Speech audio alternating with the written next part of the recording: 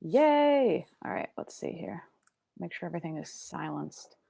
I always end up Yeah, doing I think I'm live too as well. cool. All right. Yeah, I don't know I, what I'm Good. All right. yeah, no, I just wait for the chat for everybody to tell me that there's something wrong. Yeah, I know. I normally do that too. I'm like testing. Can you hear me? Yeah.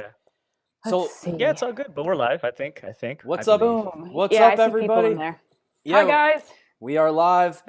What I is was going on? So, guys, I just on my end for everybody. If you don't, obviously, I think everyone on my channel probably knows who CryptoCandor is at this point. If you guys don't know, Omar Baum from Crypto's News, we had a little bit of an issue with the video on his end because he has like this ridiculously amazing studio. So he's a little small, but you know what? It's about the content, guys. It's not necessarily about the visuals. So, okay.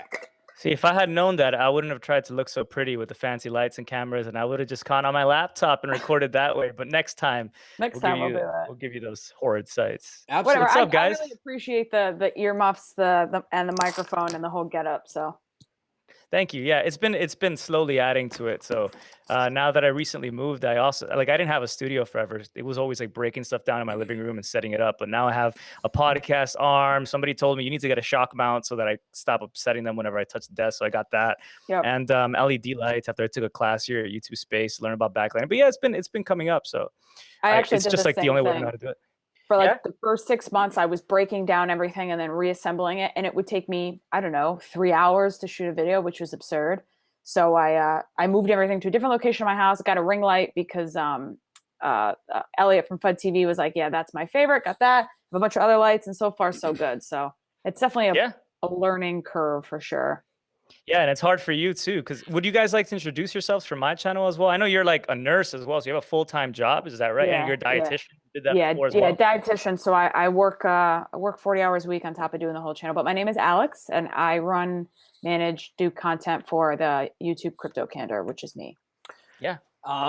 Yeah, and for everybody who doesn't know who I am, obviously I'm being completely rude and texting on my phone during a live stream, but my name's K-Dub. I run a channel called Crypto Zombie. I was actually featured on Omar's channel once at Consensus. That was really cool, although I feel like I didn't get a chance to really express who I was very well because I was unbelievably exhausted during that interview, and I feel like now I'm a lot more level-headed, so it's totally awesome to be on your channel. Thanks, man. Appreciate it. Yeah, of course. Yeah, It's for nice sure. to hang out. Yeah, I like having both of you as well. And you're an inspiration as well, Condor, because you're working a full-time job and doing crypto. So people Thank you. like to make the excuse, I can't do anything right now because I'm working. So that's something to share.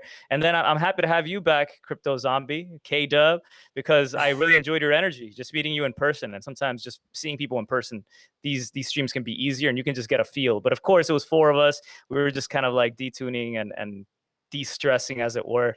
But you're not tired. What time is it where you're at? I know where you're at, Alex. It's 9:30 right now. He's It's pretty. only like an hour and a half for me. Oh wow. So it's lit. Thank you guys for fitting me in there. See, for me it's 6:30 and it's late. Usually I don't do videos after 5. Oh, wow. I feel honored then. Thank you. This is Yeah, amazing. thanks for making time. I had no idea. I didn't Yeah, even. don't worry. I'll be the tired one today because I'm just out of my game, Well, out of my by element. the time we're done with this, it's going to be 10:30, and I've already had to. I mean, I had my news video this morning. I had to do 2 different interviews. I got a lot coming up on my channel as well. I'm trying to reach. It's a tough time right now, because of the markets and everything, and the sentiment is totally different than it was even just like even a month ago. It was bad then. It's even worse now.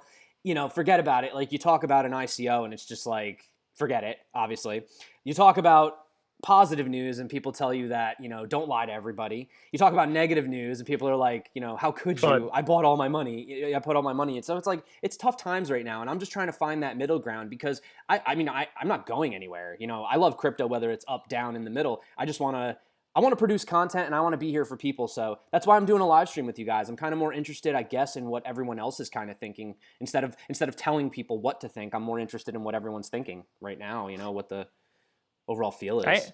And I think we all come at it from a different way because, like you said, I've been doing these videos for a while, so it's easy for me to get lost in my own little world as well. But I try to really understand what is the community feeling right now, because I think it's important for us as people who kind of reflect what is going on in the industry. People swear that we're trying to change the industry and we're trying to show this and profit off of it. And I think it's, for me at least, it's more like a mirror. I feel like I see and I give, and I almost try to be more of like a prism for the good ideas. But that's like a heavy weight I'm realizing today, because I'm like, there's so much news that you kind of have to pick what you're going to do.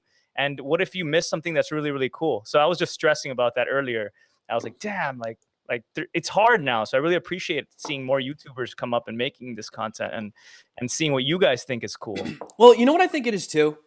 I think there's a lot of, I think like a lot of people, because, you know, when crypto wasn't really like popping exactly, there wasn't really a lot of content. And as soon as Bitcoin hit 20K, literally anyone with a camera just started making videos. And I mean, I might be partially responsible as well, but I've always been an avid crypto. I've been interested in it, but I was always on the sideline. I was at my job. You know, I used to listen to guys like you, Omar. I always had you in my headphones at work. But you know, finally at one point, You were a gardener, right?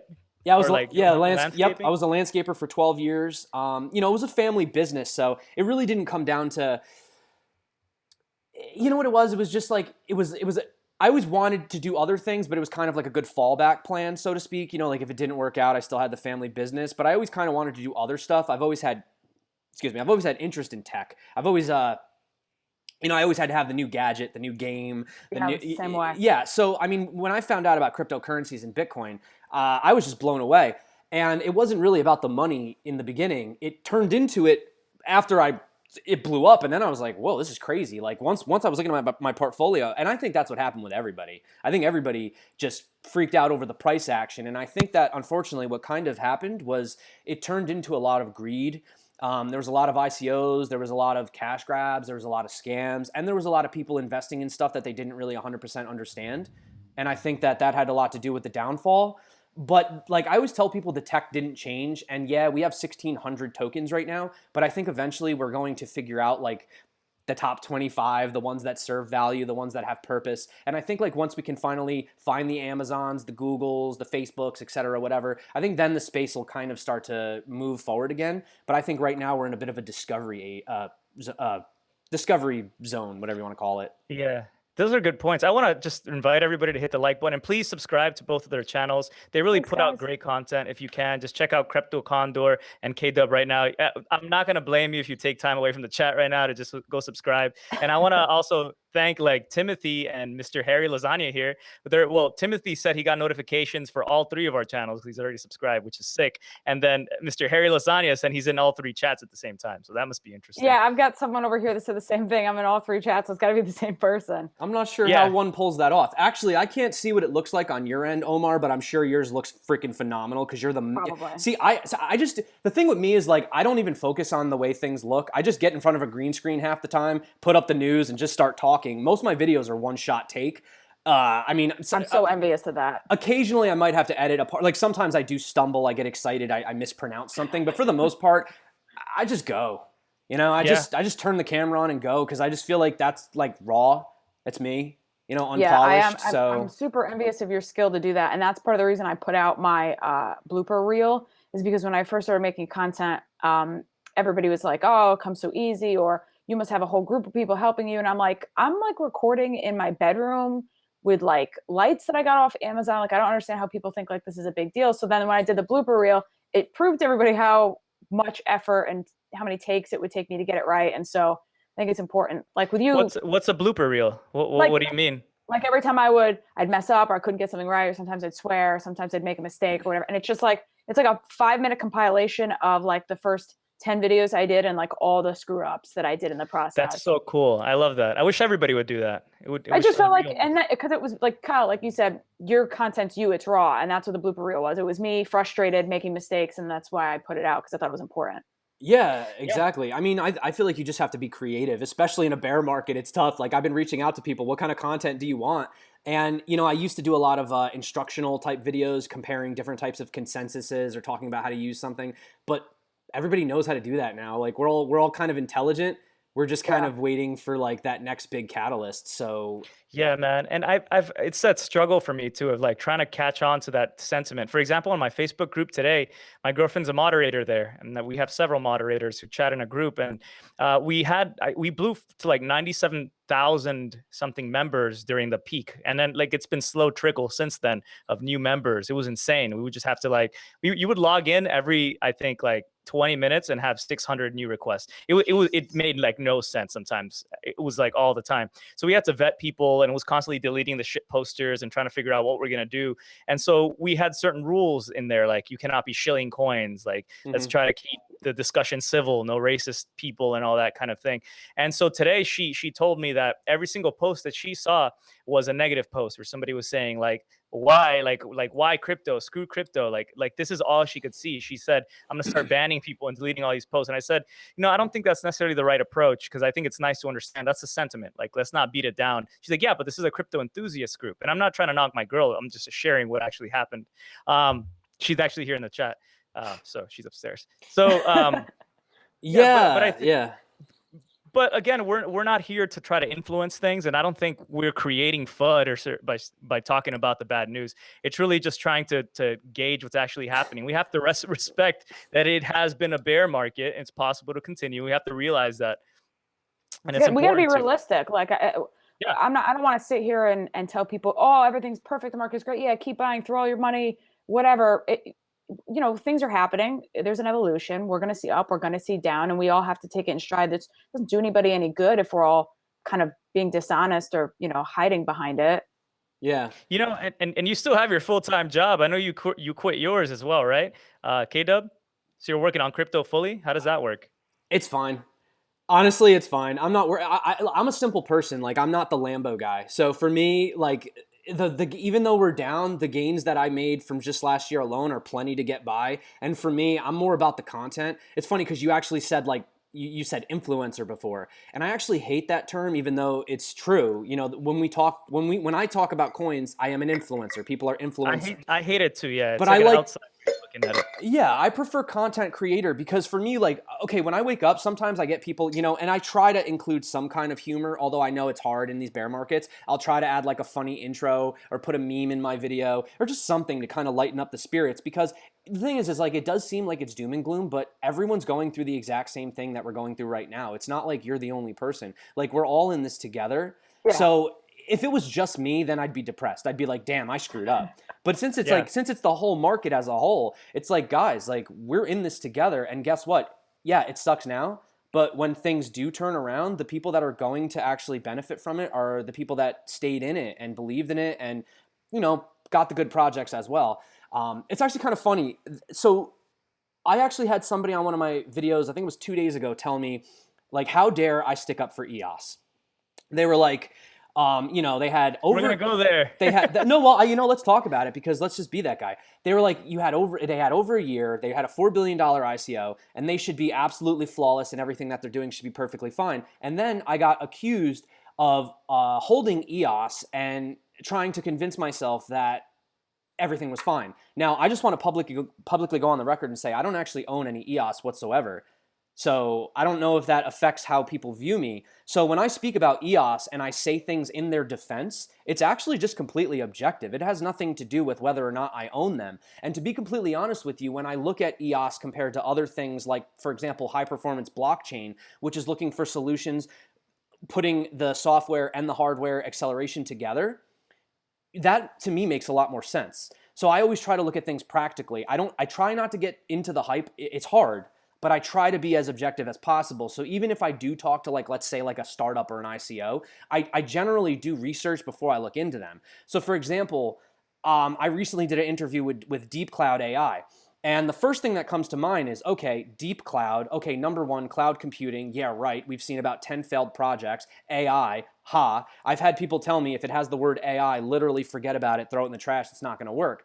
So I was like, you know what? I agree. And I found this project, and the CTO, Gita, she's helped 15 successful startups, and she has 25 years in the industry. And when I asked her if she thought there would be any difficulty in load balancing, she like laughed in my face and was like, are you kidding me? We've been dealing with billions of customers, in completely different applications before this. So I feel like just because you say the word ICO, you know, people just go, no, it's trash. It's not all trash. It's just that there's so many of them.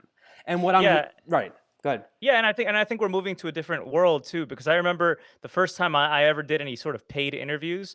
They were a while ago. I remember I did Zyber and Monaco, both of which have returned huge amounts, Humanique, to the investors. But at the time, it felt like a job. It felt like people didn't trust ICOs at all. It felt like everything was a scam. But now we're seeing more regulators come in there, and they have shut down certain projects like Munchie or whatever. Definitely feels like a little bit like these are actual startups, businesses that are trying to produce actual projects.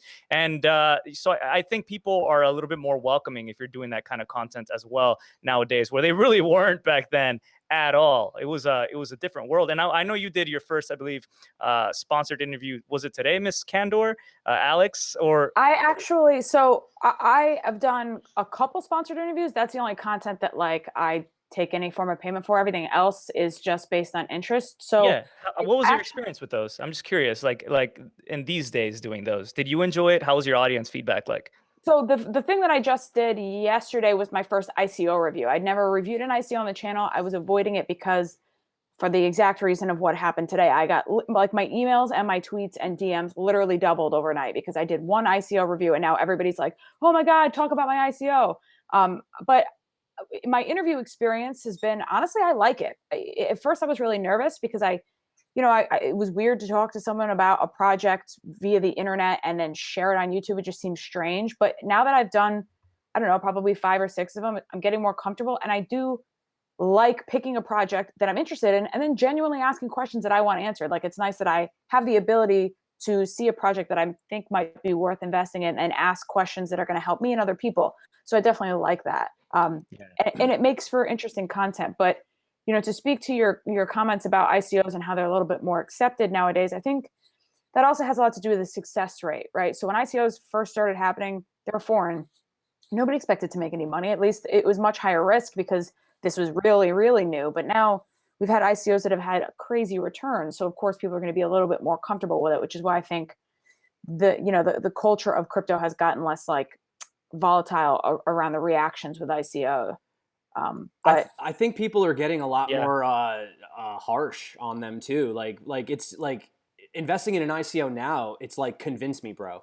You know what I mean? Like before it was like, oh yeah, this could be the next big thing. But now it's kind of like, there's like 5, 6, 7, 10 other people doing what you're doing. So like, what's so impressive about you guys? And unfortunately, it was getting to the point where a bunch of guys were getting together, producing a white paper. Some of them went to some prestigious school, like one accredited investor gets involved and suddenly you have a $30 million ICO. And it's just like, okay, what the heck are we buying? And you're giving these people Ethereum, the second most valuable cryptocurrency known to the planet Earth. You're just giving it to them, taking tokens that don't even have any value. You're just hoping that they're going to deliver on their promises. And I think once enough people got burned, I think they got really sick of it. So what I've been doing recently, and it sucks as an American, I can't even invest in anything anyway.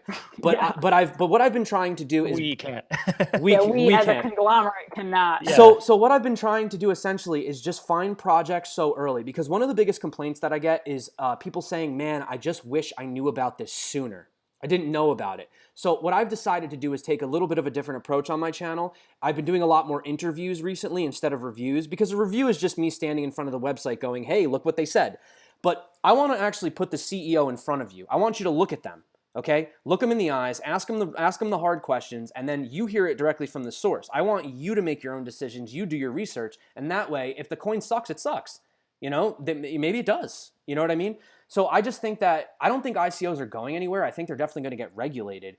But I think that you can't just be like, oh, well, because BitConnect and Plexcoin ran off with all my money, these guys over here aren't doing something legitimate. It's not fair. It's like you're basically doing guilty until proven innocent now is basically the new model, essentially. Yeah. So yeah, that's fair. That's fair. And we've seen the whole space transition away from like completely decentralized ICOs as well. Like back when the DAO happened, or like Maker, for example, where you send coins to an address, instantly coins are generated and spit back out to your wallet, and you've invested in a company that has some sort of functionality, maybe even what might be considered a security now, but back then was just really cool and different and didn't really care what the SEC had to say because they weren't part of the conversation. So it's almost like a completely different world. Heyo. Oh, What's up, dude? Welcome. I have a, What's I have, up, everybody? How's it going? I have a Pretty special. good. How's it going? I'm great. Thanks for inviting me. Yeah, thanks for coming. You're welcome. Yeah. Do you want to introduce yourselves for the audience as well? Yeah, of course. My name's Tyler Swope of Chico Crypto. Pretty 6-month-old, 7-month-old crypto channel. It's fun. I He's love got it. Awesome green screen edits. Go follow him. Yeah. My editor, he makes my channel. If it wasn't for him, I'd probably be suck. Tyler, change your name from guest to your actual name so people know who you are. Oh, for sure, yeah. So yeah, I wanted to invite Tyler onto the chat because he's actually really, really intelligent when it comes to a lot of research. Tyler was one of the few channels, along with yours, Omar, that I used to watch for a lot of my input when I first got into crypto. I really appreciated your take on almost like the politics of it in a way, like, because I know people hate when you talk politics, but there's always politics to it, and I liked your values and the way that you kind of assessed things. And Tyler really impressed me with a lot of his technical analysis, essentially. So, between the two of you, and CryptoCandor is kind of like me, we're late bloomers. So I wanted to get some of the OGs on the channel so we can kind of talk about what's going on right now, talk about these markets. Yeah. Well, one thing I'd like to say, if you guys saw the tweet from Coinbase's CEO either yesterday or a couple days ago, he explained it so well. I mean, being in the market since 2013, I've seen the ups and downs, plateaus. I've seen all of them, the big major ones, all 4 of them. And, this is a blessing in disguise right now. The markets are going to be fine. The tech is still there. If you can find the solid projects and invest wisely, you're going to be fine. And give it a couple years, guys. It's going to be amazing. Yeah, it's what Charlie Lee said today. I think it was on CNBC where he said, the fundamentals haven't changed. And it's been the same thing that's happened forever. And it's like Trace Mayer says as well. It's nice to have this cold winter, weed out like the scammers, the people who really didn't care about the technology. And people are becoming educated now. So I think it's going to lead to a higher quality future for crypto. And it elevates every single crash, right? Like every single time we come back, it's elevated. There's new stuff. There's new ideas. There's new people. And we have to embrace them as well. We can't just reject them as old schoolers. Yeah, well, that's the biggest problem is all these new people that have joined recently, and their perception of crypto is terrible because all they've done is invest their hard-earned money and lose their money. Now, the hardest thing to explain is that your money's not really lost. It's you still have the coins. You see, and I take opportunities. I think we lost Candor. I think she thinks she's her dog. I heard her pooch. She said she was going to shoot it if it barked. So hopefully, no, don't shoot the dog, especially not on my live stream. I'll lose all of my followers. That'll be so harsh if you do that. You never know. You might gain followers. This world's pretty crazy. You should bring the dog and go viral. You should bring. Well, where's your dog today? Where's Wallace? Wallace, right? Is it Wallace? Omar? He's not here. Yeah, it's Wallace. You have that, and then you have that. I wish I could get my cat. I have a freaking 23-pound cat. He's so fat. Damn, dude, you got Lagunitas there? Is that what you're drinking? Is that the regular one? Or they got a lot of different kinds. Oh, sucks. I love that one. Yes. I always drink on my channel. Well, about 50% of the time. Are you guys both in? You guys are both in California right now, both of you, or where are you from? I am. Yeah. So I'm in California. I'm way up north, Chico. I'm in LA. We got New York on the left, and Chico Crypto. Yep. Oh, really? Yeah. That's hilarious and works out really well. I had no idea. Yeah. But also, people think it's little boy crypto because Chico means little boy in Spanish, I think. Yeah. Yeah. Interesting. So, yeah, man, we were just talking about so much, and then Tyler popped on, and it got really exciting. Somebody on my channel said that was Superman barking outside. I'm not too sure on that. I actually saw him a few days ago in San Francisco. Yeah. How was the Blockchain Economic Forum? How was it? Oh, it was good. I got hammered drunk. Yeah. It was a party for me. But I worked too. Yeah. But I had a blast. I don't want to tell you all what happened because. Well, I was referring more to the projects and the speakers, but sure, the after party sound fun too. No, I watched a few of the speakers. What I really liked was I talked to A-Chain. I really am bullish on A-Chain now. Oh, now you are. Now you are. Before you thought they were a bunch of kids. Well, I've held a small investment. I've read up on them, but I haven't put in a big amount. But now. A-Chain legitimately is doing blockchain as a service perfectly. It's Mhm. it's flawless execution. They know their business model and they know what works. They are like, listen, we are simply here to provide blockchain. If you have let's say you have a hospital, a university, insurance, anything, you need a blockchain, fork ours, we'll incubate whatever you need, we'll work out the bugs, and then that's it. We walk away. It's a Exactly. perfectly legitimate model. It works. It doesn't. They don't have to overcomplicate it. And I think people, they're just like, they want more out of it. Like, when is A-Chain going to do more? It's like they don't have to do more. What they do is fine. They Yep. provide blockchains for businesses and enterprises, and then they walk away. That's it. Well, since I don't have any of my followers on this channel right now, I'm not live streaming on mine. I'm gonna let you guys in on a little something because they can't know. Huli, you know Huli Coin? Yeah, We're going to A-Chain. That's yeah, that makes a lot of sense. So, Yes. And we're going legit. What's Huli? I have no idea. Besides, the It TV was show. a meme coin I created to come after Pied Piper coin. Yeah, that's Yeah. fair. You know, I one day one of got my that airdrop. subscribers airdropped me a bunch of coins she made with like crypto coins, like my coin, CRYPT0 coin. So I literally have 1 million crypto coin, like I have just Candor sitting there. coins. You Really? have Yeah, Candor coins? ERC20 token. Yeah. Nice. Sick. Give So me some I Candor had- coins. I had I'll this send you bright- guys Candor coins. Damn, yeah, you should. I had this bright idea of making a coin for every single YouTuber and personality in crypto Yes. and airdropping everybody 1 million coins and pointing them to a decentralized exchange to trade them so SEC could fuck shit. everybody. Well, not necessarily because they couldn't screw us all at the same time, just to change kind of the way that the perspectives was. Yeah. It's kind of a crazy idea that I just had while Hey, drunk. that is a good idea, man. Well, actually, on talking about A-Chain, have you ever heard of self-sell yet? Nah.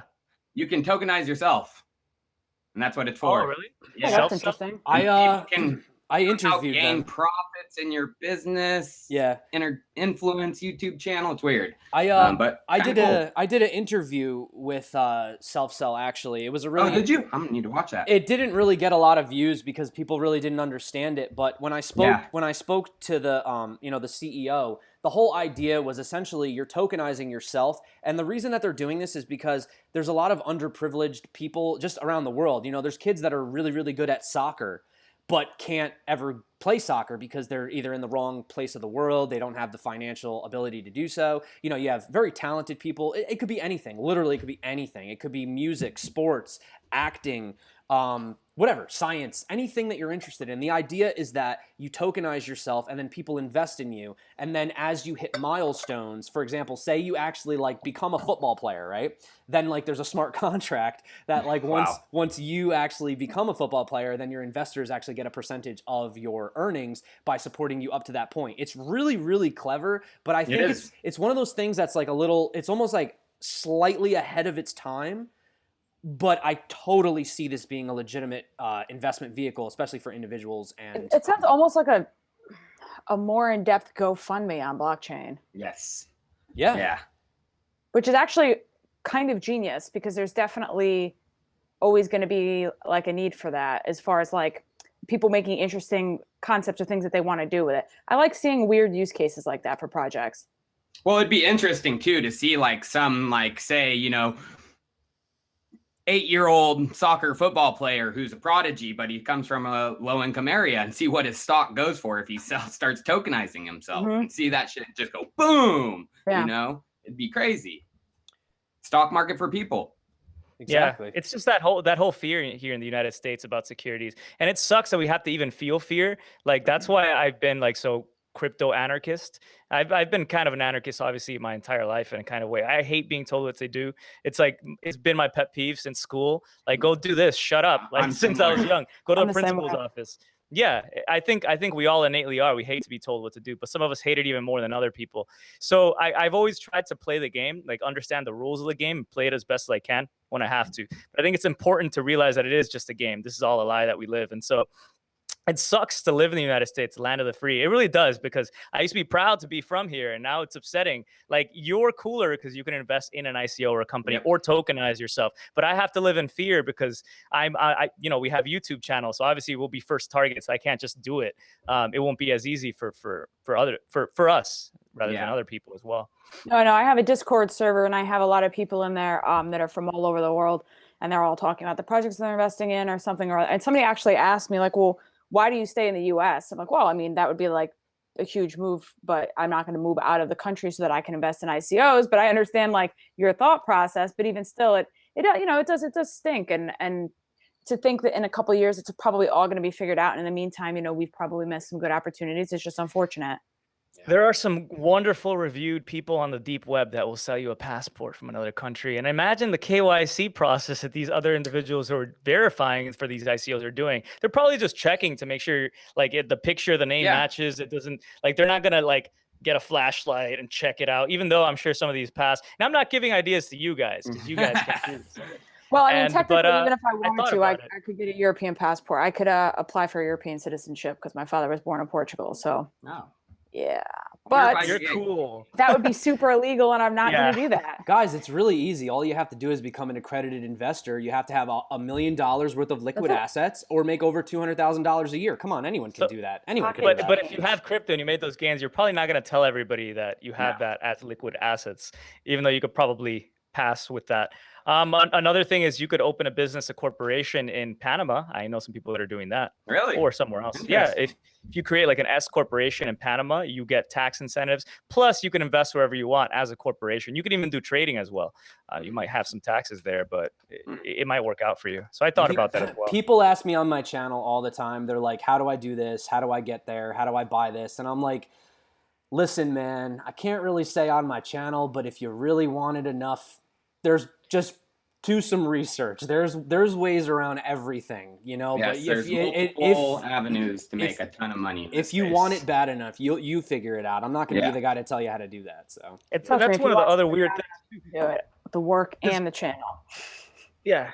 Yeah, well, one of the weirdest things is that, you can technically say that because it is a First Amendment, right? So you can technically say it in the United States. You could go to the Supreme Court and you'd probably win. But the fact is we're on YouTube as well, which is a corporation that has its own rules. So we'll get demonetized. We'll get kicked out of YouTube. So like corporations live in their own jurisdictions and their own rules, and we have to respect them. Yeah, I know that I actually used to smoke weed on my channel too, but I stopped because they're kicking off all the weed tubers. But I live in a legal state.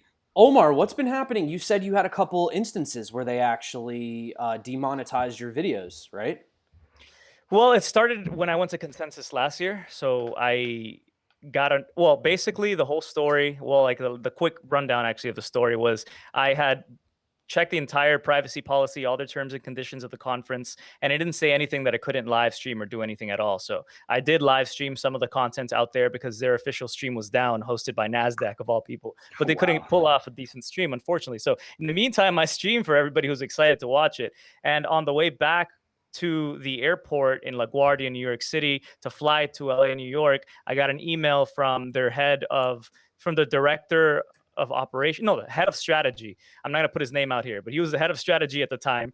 And he said, basically, I had to take down all of the content that I had created there.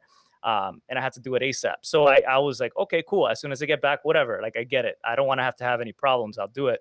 So I got my flight delayed. My phone died. I didn't have electrical plugs on the phone, anything like that, on the plane, that is. And I literally had to get delayed, I think like 6 or 7 hours. So by the time I got back, I was really exhausted. It was like 4 a.m. in LA by the time I managed to get home and drive across the city. And then by the time I woke up after my nap, and I woke up like 12:30, I had been hit with a bunch of copyright strikes. So if you get 3 copyright strikes, they remove your channel completely off of YouTube. Yeah. So I had 2 copyright strikes from Consensus across the video. So I ended up removing all the videos, and that takes away your ability to live stream for 3 months. So it sucked because I enjoyed live streaming, connecting with people like we're doing right now. I'm checking out the chat as well here.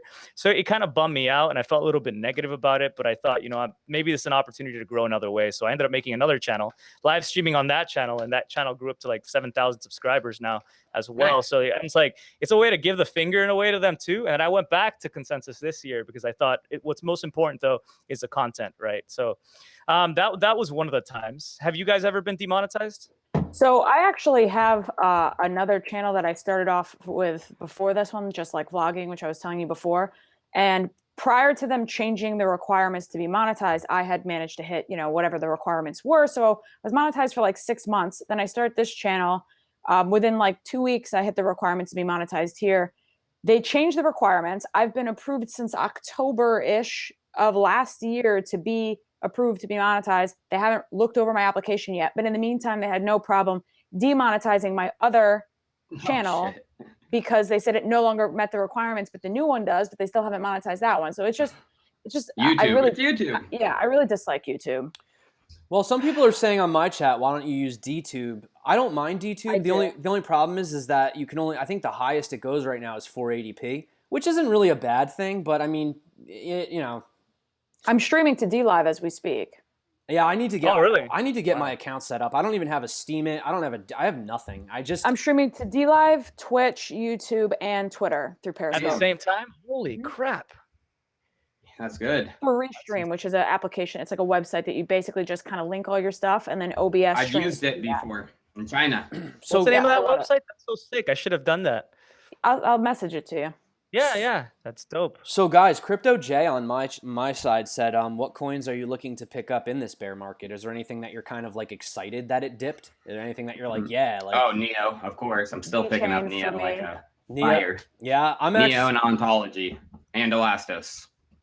Those are good coins. For me, it's like everything kind of moves in tandem. So you could pick a freaking great coin, but we all know on the best, seeing what we've seen before, they all go down, they all go up, and then irrationally so. So we see coins that don't deserve their market cap. So it doesn't really matter. So what I do is if I just happen to come across something that's really cool, the last one was, I think there were a few coins that at the top I meant to buy and I forgot to buy. So I think I bought Engine, Blocknet. Those have done really well as well. So I've been pretty content with those. And I did interviews with both of them as well. I think that's how I got excited about them. I did the interviews. Like you were saying, Alex, you were saying that you enjoy the interviews because you get to ask them questions. So it's like being in the front lines. Like I kind of want to know this, and I'm sure other people want to know as well. So let me get this info, and then I become hyped about it. So those were two projects. Yeah, I think right now it's just a good time for accumulation. Personally, I think a lot of people they tend to think that this is the end of everything, and I mean this is actually quite long for me. I haven't gone through like the old school bear markets where you had to wait like 2 years, 3 years. I haven't gone through that, but I've been through all of them: the China FUD, the 3 Korea FUDs, the Bitcoin Cash FUD. And the major run up to 20K and down. So I'd have to say at this point, I would be quite shocked if something really could happen to this space to really freak me out any more than I've already been freaked out. Yep. So we're in the consolidation phase, you guys. I mean, none of us are mind readers. We can't predict when this bearish trend is going to end, but I mean, it's going to end. What's for you guys the shortest duration that you think it could last, and what's the longest and why? 6 months is 3 more months. Well, shortest 3 weeks. Longest, I'd say 6 months. Why? Why did you pick those? Well, 3 weeks because I made that prediction a while ago and I just want it to come true.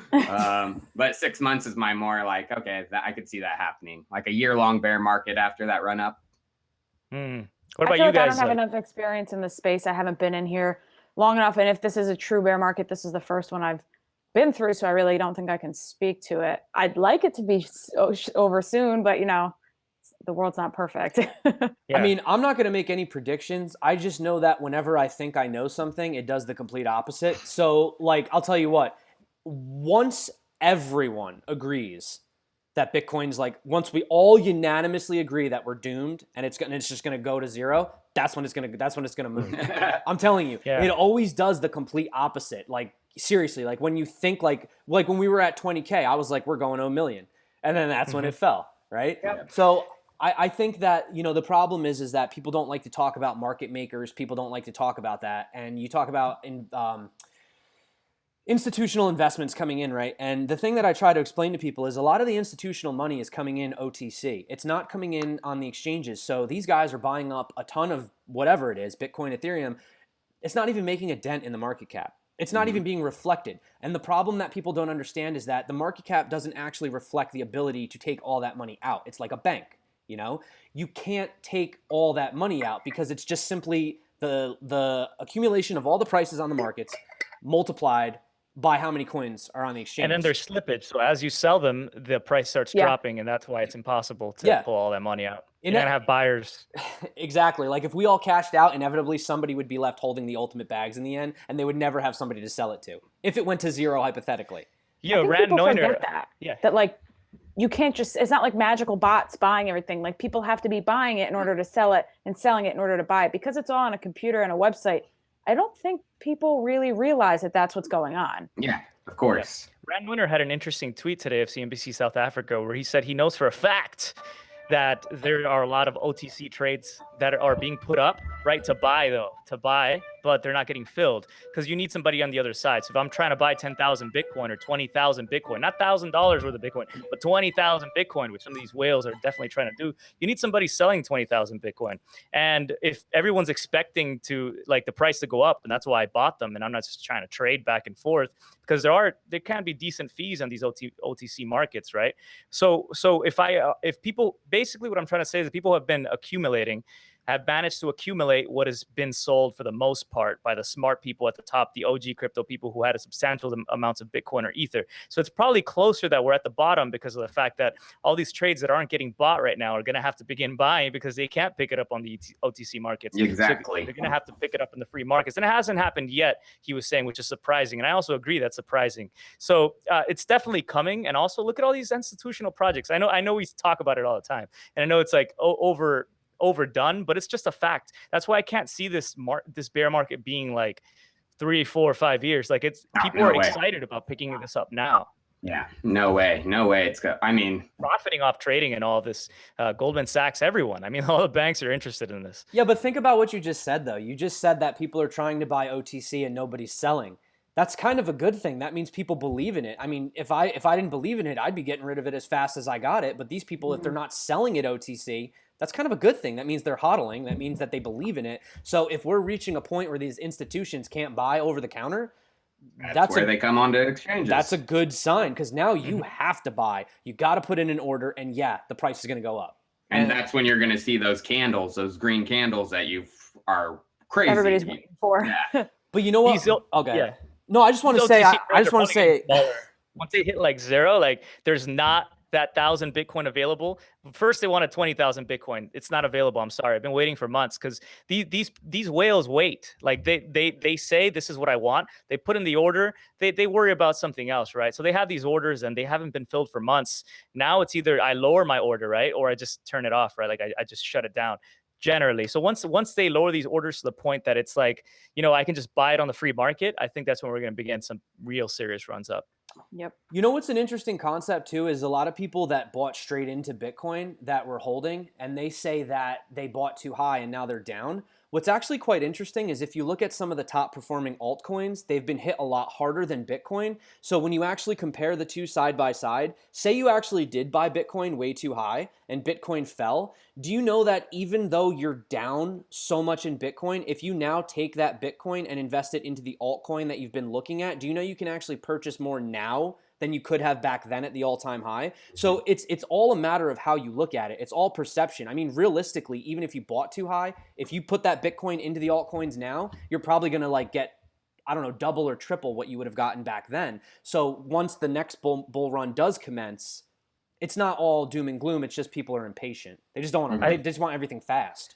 I also think. Yeah. Oh, go ahead. No, please. What I learned, or at least what took me a very long time to learn, is when I first started buying stuff, I would track my portfolio in USD. Well, boy, that was at a learning curve for me when I figured out what I was doing was wrong. So you make a good point in understanding that compared to Bitcoin, an altcoin that you've been watching could, in theory, be much lower in value, even if it's not showing as much in USD. It could in the Bitcoin value, and that's something that took me a really long time to understand. So like certain coins, it says I'm down in USD, but I'm actually not if I switch to Bitcoin. So it is important to look at those numbers because if you're cashing out USD or whatever, your fiat currency is where you live is important.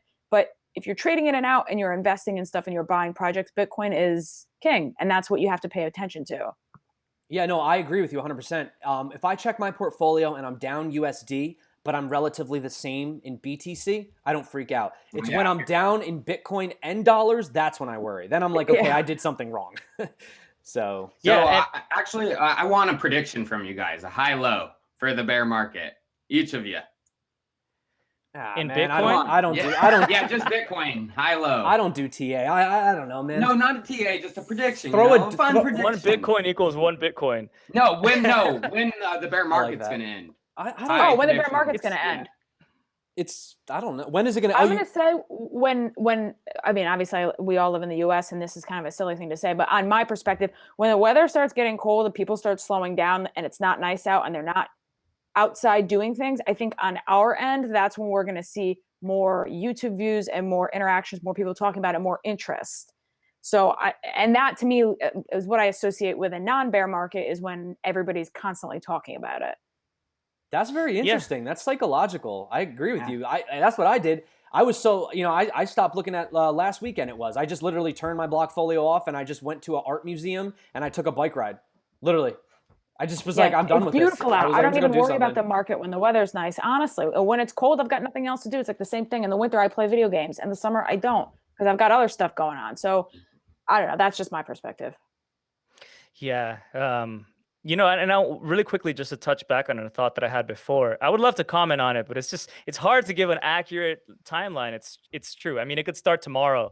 Like, it literally could start tomorrow for all we know. But I can't see that right now happening unless we get some major news, which would be like what I call a white swan. Could very well likely happen. That's why it's hard to make these predictions. And we don't really have crystal balls, but sometimes you can begin to see certain trends, like this institutional thing and how they start to line up. And you have to realize that all these institutions are racing each other to put this stuff out there, so they can make the most money to allow this kind of trading to happen. So definitely sooner rather than later.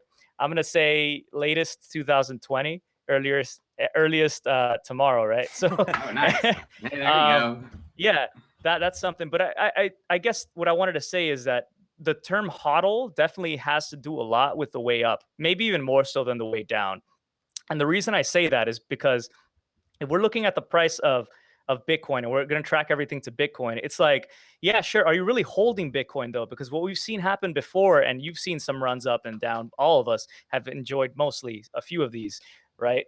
And so what we see is that everybody kind of invests in Bitcoin first. Like, it tends to lead the market. I don't know if it's going to happen again. Past history is an indicator of future performance, yada, yada. But we've seen that Bitcoin tends to lead the way. It's got the most pairs. It's got the most name recognition. Why don't you pick up some cryptocurrencies? Oh, like Bitcoin? Yeah, why not? And get some of this. So generally, people tend to get Bitcoin and something else as a kind of hedge at the beginning of these. So Bitcoin kind of leads the way. Then we'll see other bigger market cap names come out. Like maybe Ethereum would start shooting up after. Then we get like these waves, right? So you'll see like privacy coins will get like a wave. Suddenly people discover the privacy coins. Then they'll discover the YouTube coins or like the Netflix rival coins. And so like the tricky part is trying, like, if you are going to pick up those smaller name coins, like you said, K-Dub, here at this point, I think it's important to do that, sure, because yeah, you definitely can get huge percentage gains versus Bitcoin, but then you have to hodl those and not try to chase that new fairy or whatever you want to call it, that new unicorn. Yeah, that's what I say. Stick to your guns. See it as an investment. That's your investment. That's what startups generally take. Some of my best investments, honestly, have just been gut instincts. Like, you just can sense it. Like, we're really good. People tend to underestimate our ability to actually kind of like smell bullshit. You know what I mean? And we watch a lot of YouTube videos, even videos like my own or yours. And the thing is I noticed that it's difficult on YouTube because a lot of content out there, especially content that's paid for, sponsored, or promoted, you're not really getting the facts. You're just getting that perception that they want you to know. You know what I mean? Like, they're being paid to talk about stuff. And, when I first started my channel, well, this was way back, I had done some sponsored reviews in the beginning, and it was really difficult because you're not really giving 100% your perspective. And what's actually interesting is, I don't know if you guys know, do you guys know Jason Appleton, Crypto Crow? Do you guys know who he is? I know of him. So what he does, actually, and this is funny, he was at the CIA Awards. He actually takes the money from these people. Like, he takes the money. They're like, would you do a sponsored ICO? He goes, absolutely, yeah. Give me a Bitcoin. They're like, okay, 1 Bitcoin for a sponsored review. And literally, if he thinks it's shit, he just says it's a piece of shit. He'll just say it.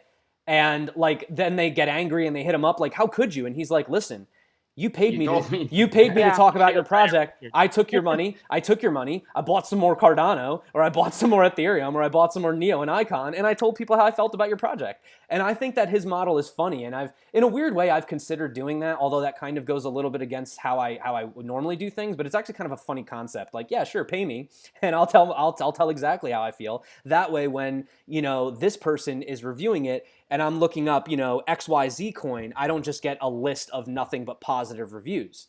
because these guys, and like I told you, the funniest thing is the people that are willing to pay you the most money are usually the projects you should probably stay the farthest away from. Yeah. Because why do you feel so insecure about the ability of your project? Or, I've even heard people argue with EOS, not to bring up another sore subject. And honestly, like I said, I don't own any. This is completely objective. But I've had so many people ask me, like, why do you need that much Ethereum? Shouldn't your token be good enough? You know what I mean? Like, you should be holding your token for the value that your token can provide. But a lot of these smaller ICOs, the ones that run away, the exit scams, they're valuing Ethereum more than your own token. And if you can value Ethereum more than your own token, then there's a problem. Because you should believe in your project. You should believe that, you know what I'm saying? Like, I don't know, maybe I'm rambling. Yeah. I agree with you. And I think that, there's really two options in this space when it comes to creating content. You either do what CryptoCro is doing and just be defiant about the fact that you're going to continue to remain unbiased and be yourself, or you make content that you don't get paid for and you cover projects that you're interested in or things that you like, and then you're opinionated about stuff and you don't feel obligated, or you do other content that's like interviews where you do paid stuff in that respect, but you only choose projects that you've already vetted. So it's hard, but I do think that, like you said, it's really valued, because it is frustrating when you Google something or you look up something and it's only good reviews. It's not realistic. So, yeah, I mean, I have no qualms about sponsored content. I get it. People got to monetize their channel. But the only qualms I'll have is do your due diligence. Make sure the project's actually legit. Are they going to use that money to create something? I mean, if they are and they're trying to do something good, then sure. I mean, sponsored content once in a while is fine. I just think it's more of putting your money where your mouth is. I mean, if you're gonna make a video where you're telling somebody that, like, this is the greatest video of all time, I mean, the thing is like there's projects that people know I talk about all the time. I'm a huge fan of Neo. I'm a huge fan of Icon. I'm a huge fan of Elastos. You know what I'm saying? And high performance blockchain, A-chain. Obviously, I'm just going to include Bitcoin, Ethereum, because they're just the top and everyone literally. But, the thing is like when the market takes a hit, I have a lot of Icon guys. So, like, I'm there with you. It's not like, and I'm holding because I see value in it. I see what Loop Chain is doing. I see the connections. I see the bridges that they're building, and I just realized that it's just a market. It's just a downtime. That's all it is. It's a bear market, guys. I put a mailbox, PO box address inside of my description so people could send me stuff. So I have a new way for ICOs to reach me. So this was something I just got in the mail. Well, along with a gift basket, intimate.io. I'll admit I haven't really opened yet. I apologize if they're still watching. I need to do that. I want some free cool I got a box too, and honestly, I didn't think I was going to use it. And I've been getting all kinds of crypto. Like, I've got my Origin Trail sweatshirt on. I've got my Brave water bottle. That's a good idea. Maybe that's what I'll start doing. Start paying me in swag, and I'll start covering you guys. Just give me some free T-shirts, and I'll talk about it. Actually, I love free. It might have more utility than your coin. Guys, do you see my Bitcoin Brothers T-shirt I got? It's like Mario, and he's hitting a Bitcoin. That's the best shirt I've ever seen. Pretty cool. I just got my Chico Crypto shirts in today. Oh, nice. I'll wear one. I have a PO box. You can definitely. Yeah, I'll send you one. For sure. Yeah, PO box. And actually, I was like, people wanted to send me stuff, and I'm like, I don't really want to give out my home address, so yeah, get a PO box. Yeah, actually, can I cut you guys off? Somebody on my channel said high performance blockchain is wrecked. No way, dude. No way. Yeah, they are literally just you. No, trust me. In fact, I actually have an interview coming up with them. I don't. We haven't figured out. It's because I have to go to. I'm going to that conference. But what conference? NA3 or NAC3? Oh, Blockchain Connect. You should go, man. Blockchain Connect. I'm going to NAC3. I don't know when it is. It's in San Francisco. Yeah, this one's in San Jose. Oh, really? I'll go to that one if it's in San Ho. It's you should go, man. I mean, oh yeah. I had some free tickets, but I gave them all away. I had 5 free tickets, and I gave them all away. I'm sure I could, hit them up and give something. So yeah, that'd be dope. I know Omar said he's taking a break though. Are you? Oh, from conferences, yeah. Oh. I have my other career as well, so I'm focusing on that. And then we have our time is literally valuable. So I like what we do with our time. So I'm playing more piano. I'm trying to take care of the other crafts that I've done. Like my original YouTube channel was literally a piano channel. First it was a gaming channel, then it was a piano channel. I lie. And in the piano channel, I literally would like smoke weed, and then it was like 2013, because I'm a kind of an introvert when I smoke. So I would just smoke in my room and start putting trippy milk drop visuals in the background that follow along to what I'm playing, And then start creating. and then just create stuff. And then like I would speed it up to like 2x speed and be like, yo, this is so freaking cool. Like I made a bunch of tracks. I still think they're sick. They don't have any views, but I thought they were great. Hey, And I'll send my viewers your way. yeah, no, it's still on the same channel. But if you search for the Fractal Pianist, you will find it. Oh, What no an way. awesome I name. don't do it. Yeah. No, it's really bad probably if you listen to it. But since I had a connection to them, I thought they were cool. Thank you. Yeah, Fractal. That's very cool. Dope. Someone Thanks. someone on my channel asked thoughts on PIVX, and I know CryptoCandor. I know you did a kind of a coverage on that. Yeah, I mean, I think they're a great privacy option for a coin that's for currency. You know, I'm kind of moving away of my interest in coins that are only currencies because I feel as though obviously Aren't they the first like privacy coin you can stake? Kind of. Yes, they are the first. They do ZPIV staking. I mean, I still hold a bunch, and I still stake everything.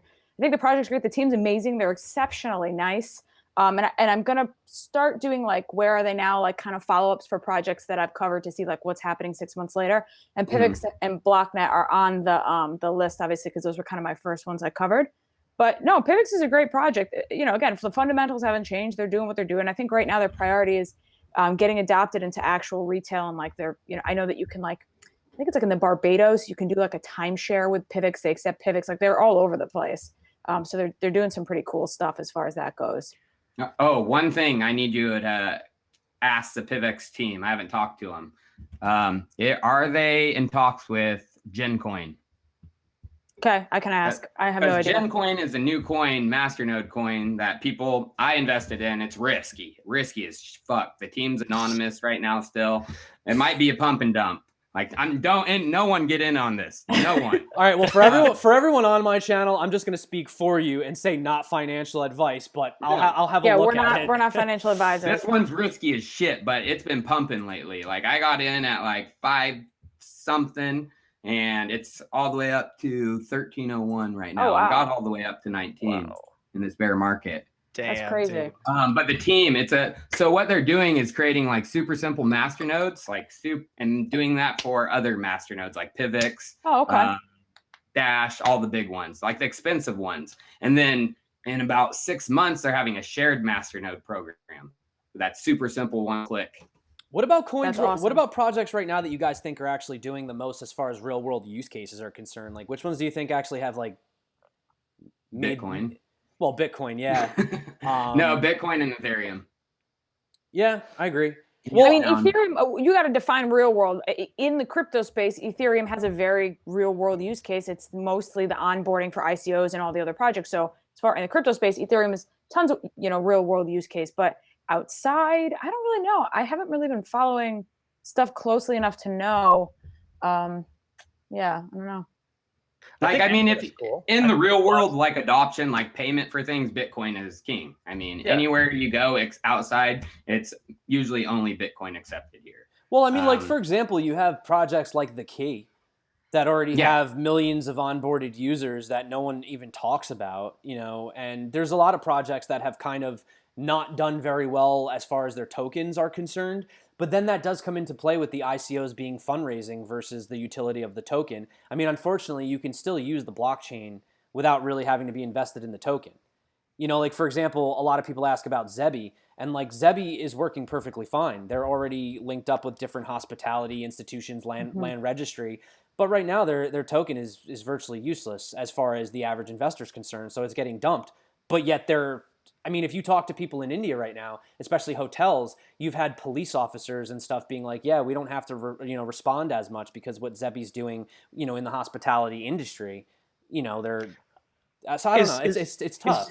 Is there anything you guys use every single day, perhaps, or something that you like a crypto product, a website that you feel like you need, perhaps, as part of your life? So for me, Steemit has become that, for example. So I use that all the time.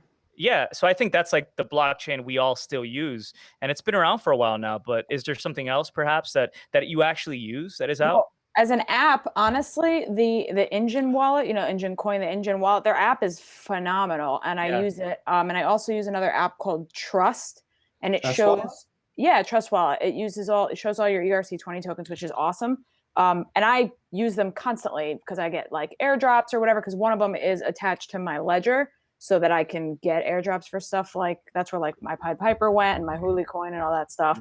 That to me, that and my Delta app are the ones that I probably use the most as far as crypto space. I use my BitPay card and my Shift card every day.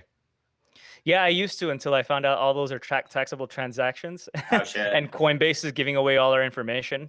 What I've heard is they won't give it away for over 25 and they'll hand it over. Under I 25, screwed up in that department. I already did that. So, Yeah, like really? moved it. Like if you buy, sell, even move that amount, like you're screwed. And it might go lower next year for all you know. I mean, of course. 20, But from what I've last heard, they won't give over your information if it's under 25. for now. But I don't know. Yeah, I mean, it's true. But like we know that for sure the IRS is embedded. No, I keep it smart and safe. I mean, will not put large purchases on my BitPay or Coinbase card. Well, Fuck no. Yeah. I guess then here's the big question. What do you guys plan on doing? I mean, if you have to cash out, what is your route, or do you simply just hold to the point where you're convinced that eventually we'll just use Bitcoin and Weed Ether for dealer. everything? I've only cashed out like twice, and I cashed out through Coinbase. Yeah, that's what I do. I mean, like if I'm on the radar, I'm already on the radar. That's why I send it to it's linked my GDAX, I bank. avoid the fees, and then I transfer the USD to my bank account. What is it, like 8 more days and we're on Coinbase Pro, no more GDAX. Yeah. Yeah, I actually got to the point too where I didn't care. Like originally I had a Binance account that was, unregistered and all this other. And then it just got to the point where I was like, you know what, man, at this point I've done so many transactions that can probably figure out who I am. So, and honestly, I need to move more than I used to be able to because I'm like 99% in crypto. Like I was telling people how much is in my bank account and they almost laughed at me. Like, I don't even want to say, like, my bank account is it's ridiculous. I mean, it's ridiculous. You keep the minimum amount. Just enough to get by. I have just enough in my bank account to buy groceries. I have a little bit more just in case. Yeah, it's crazy. I mean, I'm literally all in, and I can prove it to you guys. I mean, it's I have gold and silver, and I started buying stocks at like I've been buying on the way down more. I've maxed out my Roth IRA for the last 2 years, even though I had sold it, like literally to buy Bitcoin on the way up. So I think it's important to follow the trend. Where I was telling everybody to sell their stocks, like when Bitcoin was like $280 and when Ethereum was like $8, I was telling everybody to sell their stocks. Let's get out of this, because I was convinced that market was going to crash and they weren't going to be able to manipulate it. But now I'm like buying it because I realized, whatever, I'll suffer with the people if I lose all my stocks and stuff, and whatever, crypto is going to do well. But it's embarrassing. I've made more money on my stocks on the whole way down. Not that much, but enough that I'm not holding 90% in crypto anymore. Like, actually, maybe. I don't know about that because I'm not invested in stuff like that. But I will tell you that the first 3 times we had a crash, I totally screwed up and just held. I got smart the last time, and I actually, even though there's all this stuff about Tether, I get it. But for me, it's just a tool. I could give a crap less. I would never keep my money in Tether, but maybe just for like a couple days. So I actually found that I was able to do better in bear markets than in bull markets, because what I was able to do was, once I realized there's like a clear downtrend, we're going down, I literally I'll tether. And then like if it does this and then it starts to do this, I just buy back in. And I just started doing that. And I was able to accumulate so much of my favorite coins right now that I know for a fact that this bear market, or if this bull market does come back, guys, I might just quit. I think I'm good. I have the biggest bags ever. Like when I go That's awesome, when I go into a coin, I go hard. Like I'm not like, well, let me get a little bit of that. No, I go hard. I'm like, I need more. So for me, I'm definitely pumped. I mean, there's a lot that I've been holding and it doesn't really bother me. I'm not that worried about it, really. If you're holding quality and you believe in it, you'll sleep a lot better at night. When you're tossing and turning all night, wondering what's happening to your investment, then you really should probably ask yourself, do I really believe in this, or was I just trying to get a quick flip? Yeah. Yeah. Oh yeah. No, I agree. I mean, in the bull run, I got up really high and I was like, oh shit. And then on the way down, I lost, 50, 60% of my portfolio. But through this bear market, I've actually been able to almost get to where I was at during the peak. Damn. Yeah. Yeah, you killed it. No, I lost. I lost a lot too. If I'm being honest. Somebody I made some really good moves on like 0x and stuff. Oh yeah. Somebody's asking about Icon on my channel, so I'm just gonna say this out loud. Not financial advice, but every time Icon dips below $2, I buy more. because there's this strange, now you could compare it to Satoshi, sure, but there's like this $2 mark where every time Icon hits it, it just bounces back. And it's been doing this for like 6 months. Psychological. So like every time I think the lowest it went once was $1.75. And it just always springs back. So like, I don't know. I can attest to that because he literally told me that last week. And it worked, didn't it? Now that you said it, you reinforced it, so it's going to keep happening. What is it? What is it right now? It's probably like $1.99, $1.98. It was $1.99. Everyone should buy right now then. I bet you tomorrow it'll be like $2.05, $2.10. Damn, not financial advice. $1.95 right now.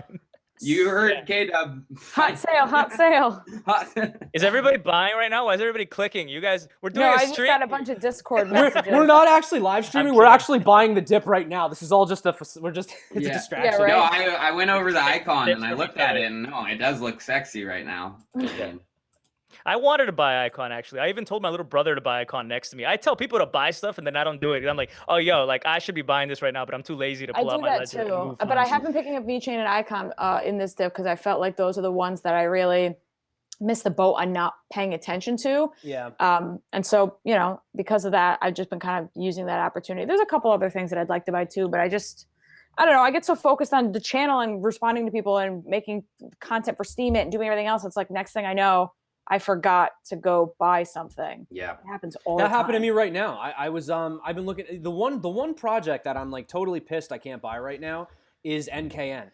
I've been wanting to buy NKN since it was 24 cents. And then I looked at it yesterday and it was like 31 cents. It might have taken a pullback or maybe it went to the moon. I don't know. But I've been trying to get in since 24 cents and I can't get into Gate.io because they just won't let US citizens in. And then you guys, oh, never mind. Keep going. Sorry about that. No, I'm saying like everyone's like try Switch.io, but they're like, oh, the liquidity has improved, but it's not enough for me. Like, I'm not trying to say I'm a whale. I don't want to disclose, but I mean, I'm trying to go hard. I'm not trying to buy $200 of NKN. I mean, when I go in, I'm going in.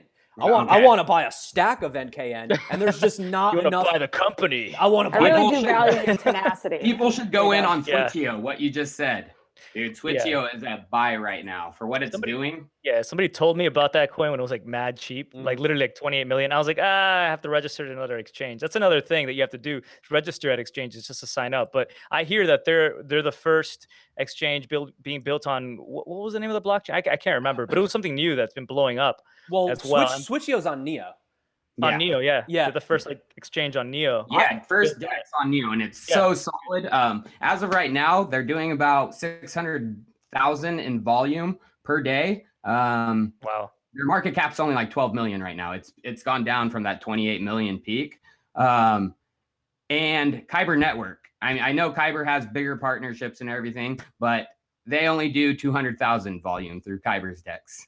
Wow. And Kyber's worth, I mean, 10x it. There's such good solutions out there too. There's things that people kind of overlook, like even Loopring. Like we just totally forgot about it. Like I feel like we just walked away from Loopring. But like when you look at the Loopring protocol, it's amazing how it can actually pull from all the different DEXs or all the different exchanges at the same time, and it completely eliminates the issue of liquidity. That's one of the biggest problems that you see on these DEXs is there's no liquidity. So with Loopring, you actually put your order in, and with ring matching, they'll actually basically take a snapshot of all the exchanges. They'll find you the best prices, and they'll make sure that everyone, you know what I'm saying? So like, there's so much more this space can do. We're so early in it, man. Like, you're just comparing like apples to oranges, but like there's like 40,000 different fruits in the world, man. There's so many tropical fruits out there, like there's okay. All right, forget that. It was a stupid analogy. It goes back to like what we were saying. Well, what are people actually using? So they're using Switch.io, they're using Binance, so that's why Binance coin was up a huge amount today. They're actually using these things, and the real use cases you said in investing in ICOs, investing, right? But we might be seeing even less than that right now. But you said there was actually an ICO that raised over $500 million that you heard about. Yeah, so actually, my friend who works with Block Networks on the team, his name is Hanny. He always sends me like funny stuff. He sent me this article, and it's a ICO that raised $575 million off its private sale, and that's more than EOS, and that's more than Telegram. And the company's called it's called Tata2. It has no history in the crypto space. Nobody. I know Tata2.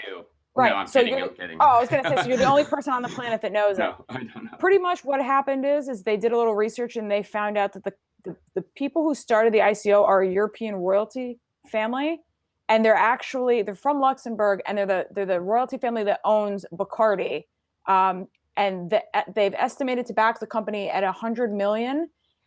Basically, the platform is essentially going to be like a decentralized Netflix. That's what they're planning to try to do. But what's amazing to me is like, they raised that much money and no one has any idea. No one's even heard about this. Maybe they just sold it to their rich family and like 3 people got in, and that just was enough to just put the price all the way. You know, I mean, maybe it just was crazy when he sent me that link. I was like, all right, yeah, I got to bring just that invest up. 1% of what we got. Just invest 1%. Yeah. It'll be good. Yeah. Actually, I've actually been pretty much a big advocate of exchange tokens, and I know that we're not fans of centralized exchanges. I get it. Like, I'm in the same camp as you, but realistically, when you talk about utility, exchange tokens have one of the most utility out of a lot of the tokens right now, because they help you with reduced fees, they help you with referrals, and then also when you refer people, some of them based on the amount that you hold, you actually get percentages of the trading fees. So in a bear market, I mean, crap, people are trading when it's going up, people are trading when it's going down. So if I have Binance, I'm winning either way. If you're panic selling, I'm winning. And if you're buying the bull run, I'm winning. So I think that's why I might go heavy on Switch.io here. Yeah, Switch.io is a good one. I mean, 600. The volume's only going to increase. Like, people are all scared about Nex, Neon Meta Exchange coming and destroying Switch.io. It's not. Yeah, it may come and do more volume, but Switch.io's volume is not going to go down. It's only going to grow with the Neo Smart Economy. Well, I think the thing with Nex is that they're really trying to push that fiat onboarding, and they're working with regulations. And I think that if Nex can get a fiat on ramp, that's going to be tough. That's going to be a year away. Yeah, guarantee it. They will not have a fiat on ramp right when they launch. They will just be a crypto DEX. Yeah, it's Mark tough. my word. You basically have to almost get like a banking license, right? Yeah, no, they won't have it by the time they launch. It'll be probably a year, and maybe even for a U.S. banking license, 2-3 years. So I think Switch.io has time. And I mean, the Neo Smart Economy, yeah, it's small right now. There's not as many assets of Ethereum to trade on. But as it grows, there's going to be room for both Nex and Switch.io. And they're only going to increase, both the exchanges. No one thought there was going to be room for KuCoins, Cryptopias, but now those are big exchanges now. Yeah, that's a good point. I had to actually close my Cryptopia because I got an email that said somebody kept trying to break into it. So finally, I just shut it down. Yeah, I was just like, mine wasn't Cryptopia, but there was one weird little exchange that I needed for something, and I kept getting emails. It's like, someone's trying to log in from Hong Kong. Is this you? No, it's not me. Like, are you kidding me? Have I ever logged in anywhere other than where I'm located? Ridiculous. Anyways. So what is the weirdest thing that's happened to you with crypto in regards to your security and privacy? For example, like early on, one day I was on the couch in front of the TV in my boxers with my girlfriend. It was like 4 a.m. in Miami when I still lived out there, and I heard a knock on the door, like, what is that? Yeah. So I freaked out and I just kind of ignored it, and it happened again. And so I was like, what the fuck? And then it happened again. My girlfriend was freaking out. I was freaking out. And so I went and I grabbed a kitchen knife, and I had it like next to me, like a sharp one that we don't really use because it's kind of rusty and just old. And then I was just like, okay, if they do it again, I'm going to go look. So then I heard another knock, and I opened the blinds, and I didn't see anybody there. So I was like, what the And then we went to sleep with our door locked, which we don't do in our bedroom. And I went to sleep with a knife next to me. And I know. In the morning, I was kind of like scared to go out there. I was like, what the f-? So then I opened the front door, like peeking around. I opened it, and there was a box, an unmarked box with no address, no name on it, nothing. I was like, this is either a bomb or anthrax. So did you open it? Yeah. Yeah, so of course. I think I used a knife actually to open it up. And then I popped it. It was just a T-shirt saying from like your fans here in the Netherlands, from Floris and Eric. Shout out to them. And it had it was my first T-shirt ever that I ever got. But I was like freaked out. I had a buddy get robbed. I had for millions of dollars. I've seen some crazy. What stories do you guys have? Anything like that? Ooh, I don't have one like that. The weirdest thing I've gotten is some weird phone calls and people making pictures of me and stuff. I was little weird pictures too. I was like, whoa, dude, this is fucking weird, man. Yeah, people memeing. But Blockchain Brad, he's had some guy come to his house. Yeah, he told me about that.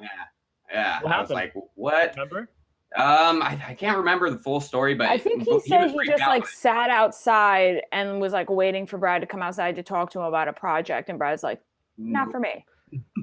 Yeah, I had somebody actually figure out what apartment I live because I used to drive around making my videos, and I never actually like parked in front of my place and made a video or anything like that. But they sent me a picture of my like parking spot, and like literally in a small building on the beach with 10 apartments, so it's pretty easy to find me. And said like, oh look, if I was able to track this using this and this and this and IPs and this, then I'm sure somebody else could do that. So just be careful. And I was like, what the fuck?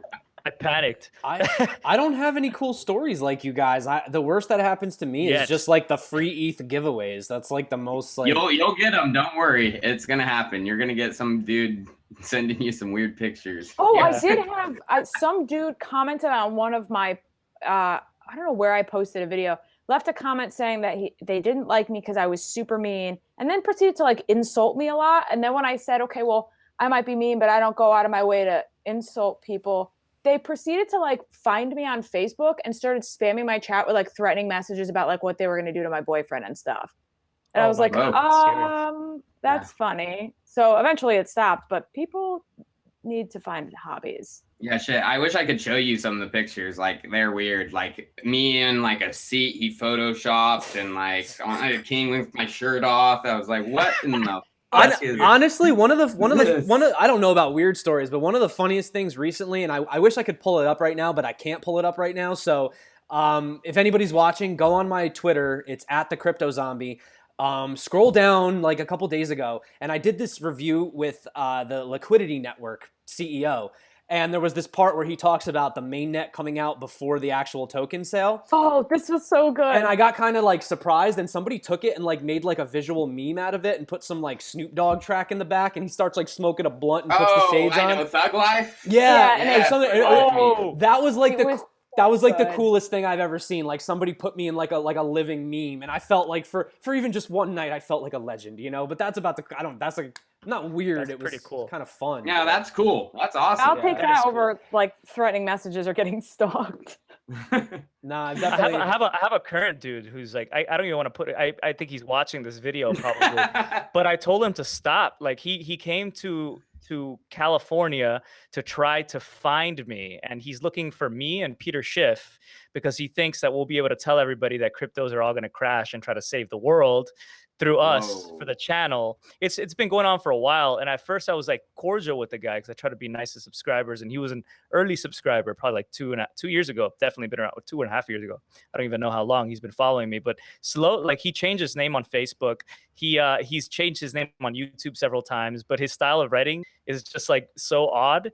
And so my girlfriend was scared. So his girlfriend, he claimed he had an ex-girlfriend. She says she doesn't even know him, was hitting up my girlfriend on Facebook saying that he has been stalking her and that he hasn't stopped, and he's threatening her boyfriend right now. And he's like the last message he said, he thinks it's the Adderall that might be affecting him and all this stuff. But man, you need to stop that Adderall. Dude, like I get comments that are like literally message walls. I've been getting it like seriously for the last 2 weeks. So I don't know. I was like, dude, like that's it. Next time that you try anything like that, I'm gonna report you to the FBI because apparently he has a record and they're looking for him in other places. Oh shit. You lead a very interesting life, Omar. Dude. I don't know. People will find you eventually. Yeah, they will. Fucking hey, dude. And Chico's a small town. I need to move the fuck out of here. Shouldn't have made your name Chico Crypto, dude. Yeah, and you said what your name actually means now. Yeah, I know, shit. Well, come find me, motherfucker. Yeah, I'll sock you a good one. Oh boy. And I don't have anything against it. I think there's definitely mental issues that can come about. So I'm not trying to offend anybody either, and to try to like I don't want to have to hurt anybody. But honestly, yeah, no, of course. Myself. My little brother's in the army. We got guns. If you're out there. Poor Kyle looks so overwhelmed right now. No, I'm all good. Listen, man, my town. I mean, where I live, it's pretty cool. I mean, it's whatever. Nobody cares about crypto here, so it's kind of. I couldn't imagine somebody coming to my door and knocking down, trying to. You know, but I'm paranoid though. Like I actually had a group of people come to my house. They actually did a documentary on me, which they haven't released it yet. I've been waiting. I've been really excited to show everybody that they like literally filmed me. But long story short, they came and the first thing I said to them, like I was like, I just want to let you know, I gave my hardware wallet to my girlfriend. and that's at her job, which is 45 minutes away. Like, that's how paranoid I was like, I know that people are coming to my house, and I know that they know that I do crypto. So I literally gave my Ledger Nano to her so that it wasn't even very smart. Yeah, because I was just like, yo, You you need know to put what? that in a bank here soon, son. I'm telling you. Yeah, I'm about to do probably like should. Fluffy Pony and say I lost all my stuff in a boating accident. It fell off. Yeah. Oh my God. Like- we've talked about that so many times. That's the funniest story still. Yeah. It's like a transparency thing. So it's like I want to be honest with my subscribers, but at the same time, you're gonna get the IRS and murderers off your back if Yes. you do it. IRS and murderers. I love how that progressed. Yeah. I mean, I will be Same thing. honest. I do have my stuff. My stuff's a lot more scattered than it used to be. I used to be real stupid. I used to just keep things on exchanges and have only Yeah, I a did couple too. things. But as you begin to accumulate more and more and more and more of it, Oh, yeah. you start to realize like how valuable that actually is. So definitely, safety is a really important thing, and I probably don't have to tell everybody that. But yeah, you should definitely look into hardware wallets. Yeah, if you have to. I mean, you could do paper wallets, but that requires a lot of extra work on your part. What's your guys' recommendation? Ledger or Tracer? I haven't worked with Trezor, but I do have a Ledger, and I absolutely love it. Yeah, I mean, my Ledger's great. I have no issues with it. I mean, there's pretty much very, very few tokens that it doesn't cover, and the ones that it doesn't, they're usually pretty quick to work with and add them as long, with legit projects. I mean, let's be real. It covers ERC20s, it covers NEP5s. That's like most of the market. You know what I'm saying? You have Bitcoin and anything off of Bitcoin. So all of Bitcoin forks, all ERC20s, all NEP5s. That's got to be over 95% of the market. Yeah. So Yeah, it just sucks not being able to get those airdrops or forks when they come out. Like you have to wait for Nano to integrate with them or somebody to build a third-party app that plugs into it. Actually, I don't know, not to cut you off. I just recently did an interview with Arcana Wallet on my channel, and they're not an ICO. A lot of people thought they were an ICO. They are coming out with a wallet that is doing exactly what you're saying. This wallet, it's feeless transactions within the wallet. It covers all airdrops. It covers all mainnet swaps.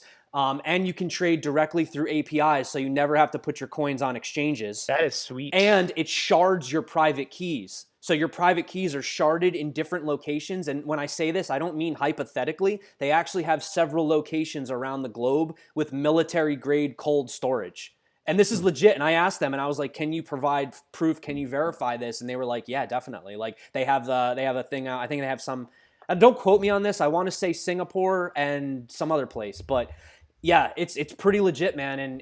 And what's even crazier about it is that they're actually doing KYC for it, which is crazy because I know you're like, well, that's centralized, but their whole concept is like we're doing what they refer to as transparent centralization. So that basically it's like you are a bank. So it's everything that you're used to with your bank account now, except you are the bank. You know what I'm saying? So obviously they're not, this type of a project really can't, they can't come forward being the totally anonymous thing. It's not going to work for them. It's not a legitimate approach, but you should definitely look into it. If you're interested in actually owning your own money, owning your own assets, have a look at it. I'm pretty impressed. I'm interviewing on Saturday, and the guy's actually going to do a screen share, like the walkthrough the beta wallet release in my interview on Saturday. So Saturday, if anybody's interested, the video will have the wallet walkthrough on it, which will be pretty cool. That's awesome. Yeah. I mean, it's kind of what people have been waiting for with Ethos. I feel Ethos has been we've been waiting for that universal wallet. I don't know what the holdup is. I mean, I guess it's like legal. It's in beta testing now. I literally have it on my phone. I've been using it for the past couple of days. So far so good. There's some like quirks with it, but I think the idea of having a mobile wallet like that where you can access everything and it be universal is super important. So I'll be interested to see what Arcana has to say comparatively. Yeah. Everybody wants to know about Elastos. What's up with Elastos? I'm not into it. Why do you I'm guys? doing a video next week on it. What is Elastos? It's a hard project to explain. It's basically Pied Piper coin in real life. They're making a P2P file transfer, a new internet, combined with the blockchain. So without anything actually connecting to the internet. Yeah. So when you send files, you're going to be sending them through the Elastos P2P carrier network, and all of it's going to be verified through the Elastos main chain identity chain, which is secured by the Bitcoin blockchain. Oh, yeah, they're having merge mining, and actually Jihan Wu has already said, well, I mean, he's pretty much said, I mean, it's like not Yeah, it's not an official handshake, but he's pretty much gone, publicly and said that he plans on switching 50% of the hash power over to mining the Ella token. So someone said that I was talking to from the team, because I had them reviewing my write-up. They said that theoretically it's in talks that it might be December is what they're shooting for. Mm-hmm. You guys so smart. You know about all these projects I don't follow anymore because my brain is already filled. And I only know about all these projects, I need like a honestly, ram dump. because of K-Dub, because he always is talking about good stuff. Well, let's talk about something that Omar does know. Omar, I know that you're familiar with Engine and you understand ERC 721's non-fungible assets, right? You know how that works. Same concept with Elastos. Elastos is basically creating an internet where everything is P2P. They call themselves like the aircraft carrier for dApps. I mean, that's just a fancy way of wording it. But essentially, it's like everything is yours. So if I write a book, I can okay, like for example, like right now, if you go buy an ebook on Amazon, you're basically just downloading the same file over and over and over and over and over and over again, but you're doing it through a centralized service that verifies that on my account, I have access to this file. Whereas whereas on Elastos, when you buy a book, that's a unique asset. That's its own specific asset, as if I had went out and actually took a book off of a library shelf. That's pretty sick, yeah. Right. So if I send that to you, you have a completely unique asset that nobody else has. So that's one of the advantages of the Elastos operating system as well. What's the roadmap like? Where are they at right now? They have the P2P carrier network is functioning right now. That is functioning. They have a couple apps, messenger app right now. The biggest thing they're working on is on their main Elastos blockchain right now. It is working as just a proof of work sidechain on top of Bitcoin, but they are shooting for a DPoS combination proof of work for just a little bit. They know they may be slowed. Cool, man. My girlfriend just brought me a beer, so I don't know if you want to grab another one or what we're doing. Oh yeah, of course. How long are we streaming for? I mean, are we going long? I'm gonna have to cut myself out soon because I have to be up wicked early. Like I have to be up earlier than usual for. I'll drink a beer. I respect you so much. Yeah, you'll drink the beer. Yeah. I mean, like I probably gotta shut off too. She just handed it to me. I wasn't gonna drink at all today. I told you that. But she already opened it, so I felt bad. By the way, Voodoo Ranger IPA, that's what I'm drinking. Nice. I wish I had Lagunitas, sucks, because that's a great beer. Nice. But I guess we could wrap things up. But I want to thank everybody for you guys shared such amazing content that I don't talk about specific content, like specific coins as much anymore. So you share with me and the audience at least some information to get started on some new projects, including like Elastos, Switch.io, and all these other things. So I definitely recommend if you guys are watching my channel to research a little bit more. Don't just go buy the coin because Icon is under $199. Find a reason to invest. Research.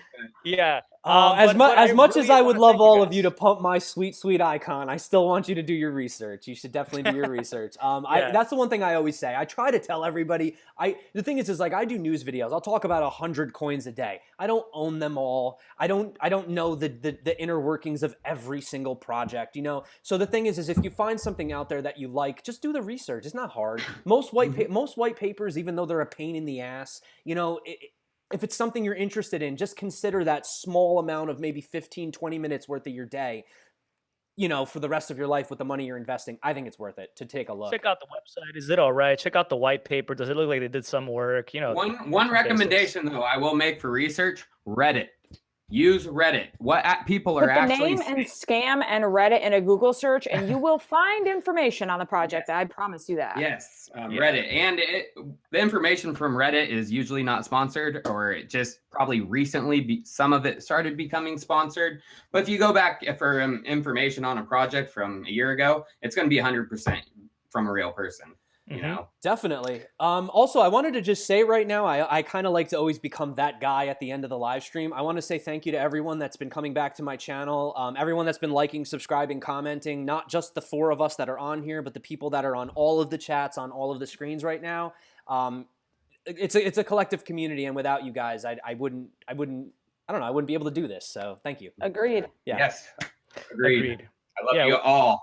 This has been awesome, guys. I'm so glad that this worked out. Yeah, I love the differences of, we're all very unique. We all have different views on things. I mean, okay, me and Tyler, we might kind of slightly have some biases because we were kind of like Neo heads back in the day. So it's a trickle down thing, but I do like to see the difference of opinions and how everybody views the space. And it's funny because we're in a bear market right now and pretty much all 4 of us are like, we're fine. We'll be all right. Yeah, we're gonna be You know? good. So Yeah. absolutely, guys. Thank you so much. So Well, Thank you guys for thanks, having me too, for setting this up, Miss Candor. Yeah, Like, Candor, did thank a you so great much. job. K-Dub, Got you. Crypto. Peace out, guys. Peace out, Chico. Candor. K-Dub. all right, guys. I love you very much, and now I have to do Love 'em. my awkward ending. So bye, guys. Thanks for coming. Bye. Talk to you later.